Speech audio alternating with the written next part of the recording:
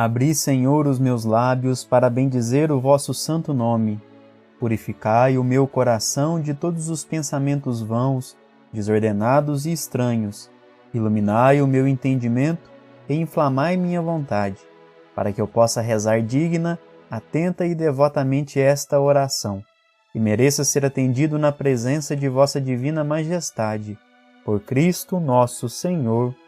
Amém.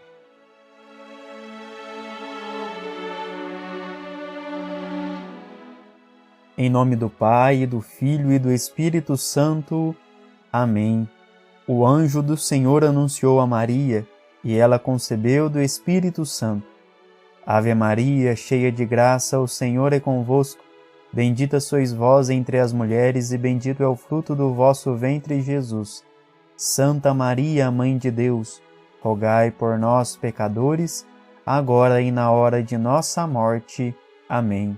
Eis a escrava do Senhor, faça-se em mim segundo a vossa palavra. Ave Maria, cheia de graça, o Senhor é convosco. Bendita sois vós entre as mulheres, e bendito é o fruto do vosso ventre, Jesus. Santa Maria, Mãe de Deus, rogai por nós, pecadores, agora e na hora de nossa morte. Amém. E o Verbo divino se fez carne e habitou entre nós. Ave Maria, cheia de graça, o Senhor é convosco. Bendita sois vós entre as mulheres, e bendito é o fruto do vosso ventre, Jesus. Santa Maria, Mãe de Deus, rogai por nós, pecadores, agora e na hora de nossa morte. Amém. Rogai por nós, Santa Mãe de Deus, para que sejamos dignos das promessas de Cristo. Oremos.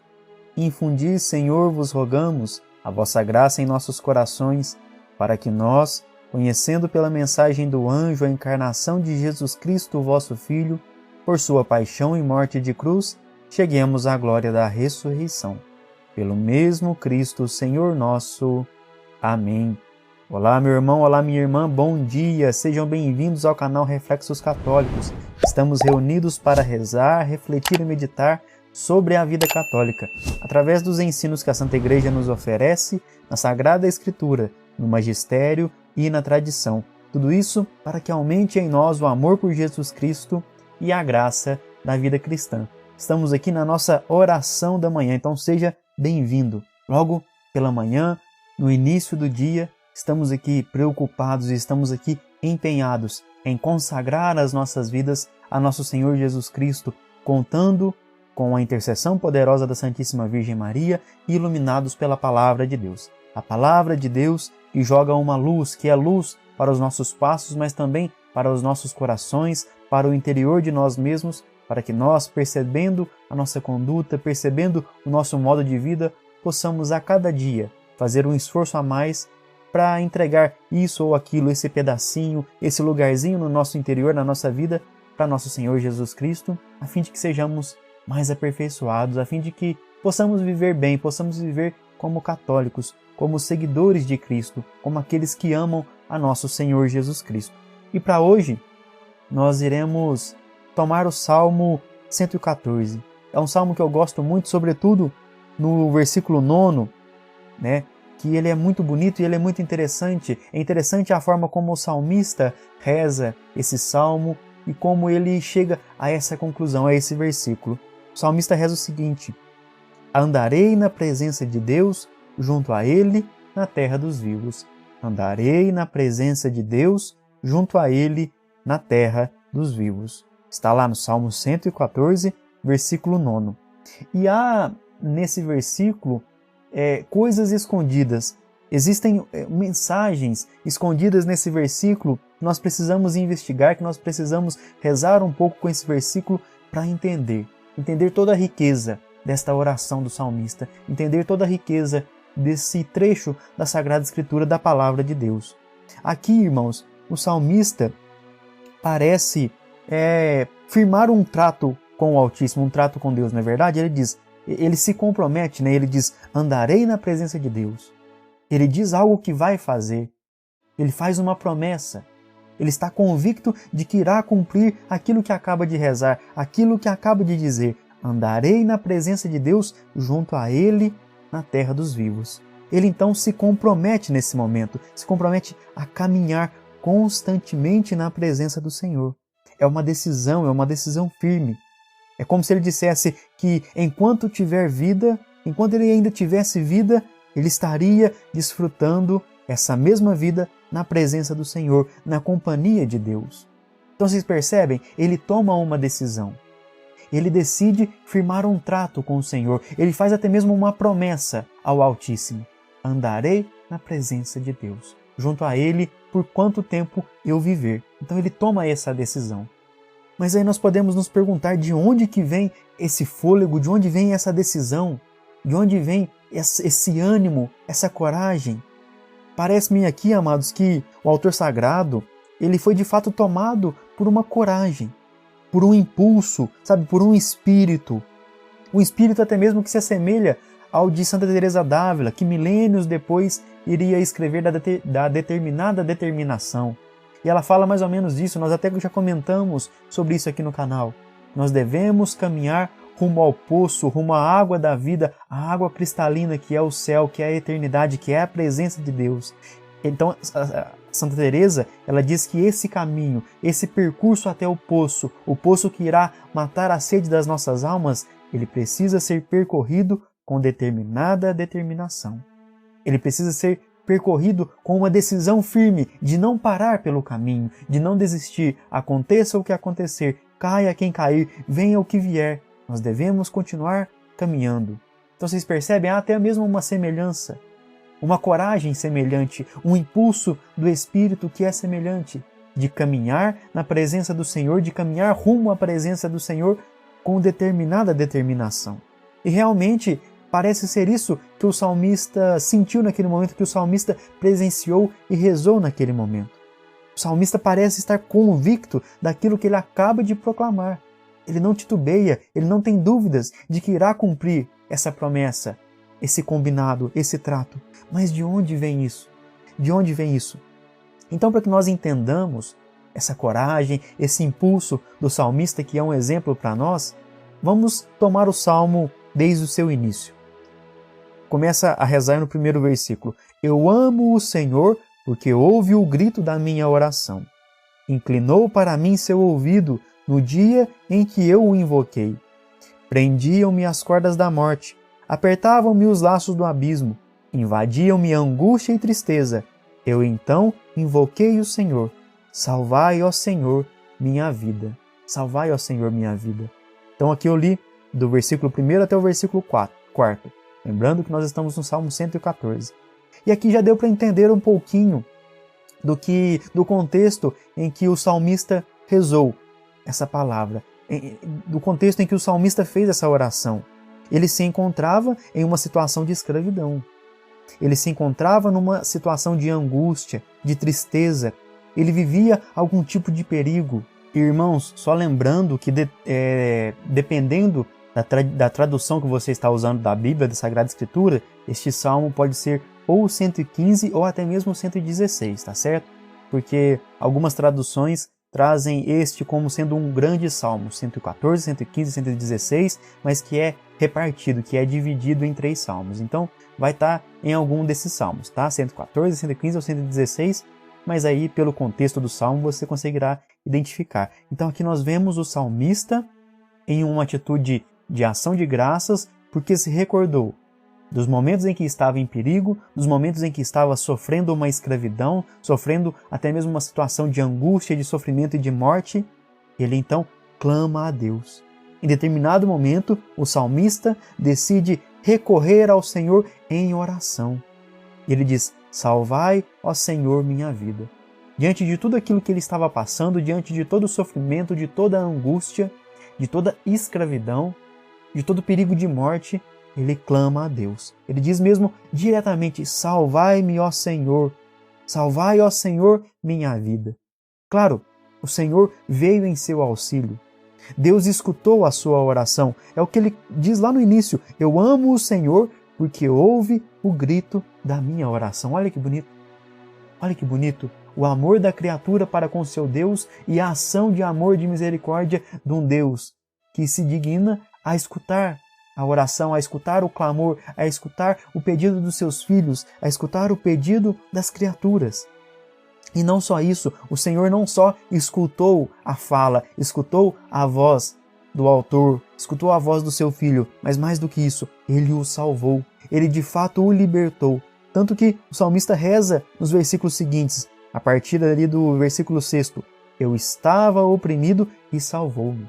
Eu estava oprimido e salvou-me. E continua, ó minha alma, retorna à tua paz, o Senhor é quem cuida de ti.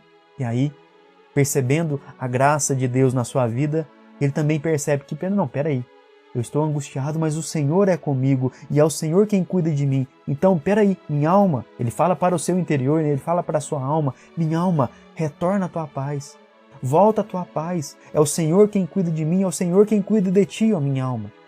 Ele faz uma exortação ao próprio interior, ao próprio coração. Peraí, vamos confiar no Senhor, porque o Senhor nunca nos desamparou, o Senhor nunca nos deixou, o Senhor é quem cuida de mim. Então não há por que temer, não há por que desesperar. Minha alma, retorna à tua paz. E aí, continuando, ele vai agora falar mesmo da libertação. Libertou minha vida da morte, enxugou de meus olhos o pranto e livrou os meus pés do tropeço. Olha que bonito. Ele libertou a vida da morte, tirou o perigo de morte, enxugou as lágrimas, ou seja, consolou aquele que estava oprimido, consolou naquele momento de angústia e, mais do que isso, livrou os pés do tropeço e ainda preparou para o futuro. Impediu que se caísse em desgraça maior. Olha a bondade de Deus manifestada. E aí ele chega no versículo 9, que é o versículo que eu iniciei a nossa reflexão.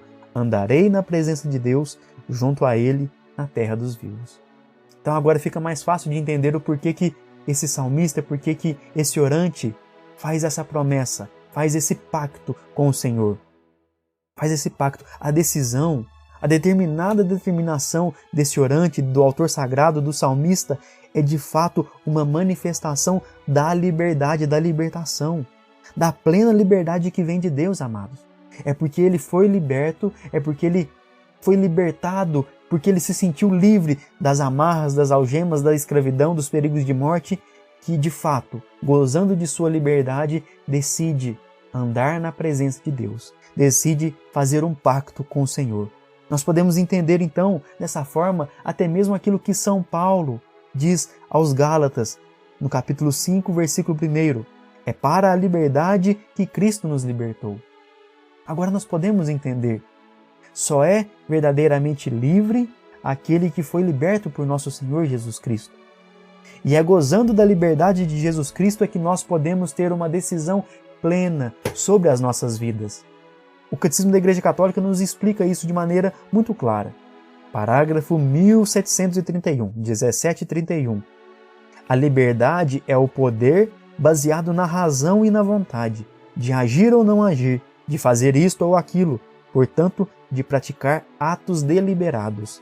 Pelo livre-arbítrio, cada qual dispõe sobre si mesmo. A liberdade é no homem uma força de crescimento e amadurecimento na verdade e na bondade. E foi o que o salmista fez. Agora, trocando em miúdos aquilo que o Catecismo nos explicou e a oração do salmista, o autor, o salmista, esse orante, ele tinha o poder de escolha. Ele tinha o poder de escolha sobre a sua vida, diante daquelas situações que ele estava vivendo. Ele podia se entregar à amargura, ele podia se entregar a permanecer sem nenhum tipo de luta, sem nenhum tipo de tentativa à submissão da escravidão. Ele podia permanecer na escravidão, mas não, por sua própria decisão, ele decide, fica até redundante, né? Mas por sua própria escolha, ele decide orar a Deus. Ele decide elevar os seus olhos, as suas mãos e a sua voz ao Senhor, na confiança de que o Senhor irá te escutar, irá o escutar. E de fato o Senhor o escutou e o libertou. E agora, mais uma atitude da sua própria vontade. Porque depois que o Senhor o libertou, depois que o Senhor o fez livre, agora sim, gozando dessa liberdade que ele ganhou do Senhor, ele, por sua própria decisão, com a sua vontade, utilizando-se ali do seu livre-arbítrio, escolheu aquilo que é melhor para o seu crescimento. E o que é melhor para o seu crescimento? Ficar e caminhar na presença do Senhor. É o que diz São Paulo também Agora eu não me recordo se é na carta aos Romanos, mas aqueles que vivem no Espírito devem também andar no Espírito. E nós podemos trazer para o nosso contexto aqueles que foram libertos pelo Senhor, aqueles que são agora livres pelo Senhor, que se comprometam a de fato abraçar essa liberdade e a viver como livres, e não se escravizar de novo. Tanto que em outro momento na carta de São Paulo aos Gálatas, o apóstolo ele diz: não volteis à escravidão, à antiga escravidão, permaneceis livres, porque o Senhor já vos libertou. Já vos libertou. E essa liberdade consiste em, com plena vontade, com plena razão, sabendo o que está fazendo, decidir permanecer na presença daquele que libertou. Porque aquele que libertou, ou seja, Jesus Cristo, o nosso Senhor, o grande Senhor, Ele não nos obrigou a ficarmos próximos dele. O Senhor nos comprou como escravos, mas não nos escravizou. O Senhor nos deu uma carta de alforria. O Senhor nos libertou para sermos de fato livres. E aqui a redundância, ela é necessária. Porque tantas vezes nós somos libertos pelo Senhor dos nossos pecados, dos nossos vícios, e aí rapidamente nós procuramos nos escravizar em outras coisas, a outras criaturas. Sendo que o pleno gozo da liberdade é permanecer com o Senhor. E o salmista chegou a esse conhecimento, chegou a essa conclusão, chegou a essa luz. É daí que vem a sua determinada determinação, porque ele entende que a plenitude da sua liberdade consiste em permanecer com o Senhor, com aquele que de fato concede a liberdade. E o Catecismo da Igreja Católica diz isso no final do parágrafo. A liberdade alcança a sua perfeição quando está ordenada para Deus. Nossa bem-aventurança. Então, quando nós entendemos que a nossa liberdade é para fazermos tudo aquilo que quisermos, sem regra, sem limites, sem delimitações, ora, nós até podemos fazer, mas isso gera consequências para nós. E mais do que isso não é pleno gozo de liberdade, porque a liberdade visa o bem, não visa o mal. Ninguém é livre para viver mal e ninguém é livre para fazer o mal. Isso não é liberdade, isso é libertinagem. A libertinagem é completamente diferente e não foi para isso que Deus nos libertou. Deus nos libertou para vivermos bem, para vivermos na caridade e no amor. E isso nós só conseguimos se permanecermos no Senhor. Por isso que o Catecismo diz que a perfeição da liberdade é em voltar completamente as nossas vidas e a própria liberdade para Deus, nossa bem-aventurança. Quanto mais livres em Deus nós formos, mais bem-aventurados nós seremos, porque a verdadeira liberdade é estar na presença de Deus. E isso nos faz santos, isso nos faz perfeitos. Basta, como eu sempre recordo e como nós sempre fazemos aqui na oração da manhã, olharmos a vida da Santíssima Virgem Maria. A Santíssima Virgem Maria foi completamente livre, porque se submeteu em tudo à palavra de Deus. Porque sabendo que era livre, escolheu permanecer com o Senhor, permanecer em comunhão com o seu Filho, nosso Senhor Jesus Cristo, com Deus. Que ela nos ensine, que ela nos ajude e que esse seja o nosso comprometimento deste dia, amados. Andarei na presença de Deus, junto a Ele na terra dos vivos, ou seja, permanecerei com o Senhor enquanto eu viver nessa terra, para que assim eu permaneça na eternidade com Ele no céu. É isso que nos leva no céu. É isso que nos leva para o céu. Tá certo, irmãos? Que a Virgem Maria nos ajude nesse nosso compromisso. Firmemos esse compromisso de andar na presença de Deus. Pelo menos lutemos, mas lutemos contando com a graça de Deus. Salve, Rainha, Mãe de misericórdia, vida, doçura e esperança, nossa salve. A vós bradamos, os degradados filhos de Eva, a vós suspiramos, gemendo e chorando neste vale de lágrimas. E, pois, advogada nossa, esses vossos olhos misericordiosos a nós volvei, e depois deste desterro, mostrai-nos Jesus, bendito fruto do vosso ventre. Ó clemente, ó piedosa, ó doce sempre Virgem Maria, rogai por nós, Santa Mãe de Deus, para que sejamos dignos das promessas de Cristo. E a promessa de Cristo é a liberdade, é o céu, que nós não voltemos da escravidão. Muito obrigado por rezar conosco até aqui. Deixe o seu joinha, também se inscreva no canal se você é novo por aqui, ative o sininho, tá certo? E continue nos acompanhando, rezando conosco e por nós. Nós voltamos ao longo do dia com mais oração a Nossa Senhora e também o nosso Flores da Eucaristia. Eu espero por você. Até lá, se Deus quiser.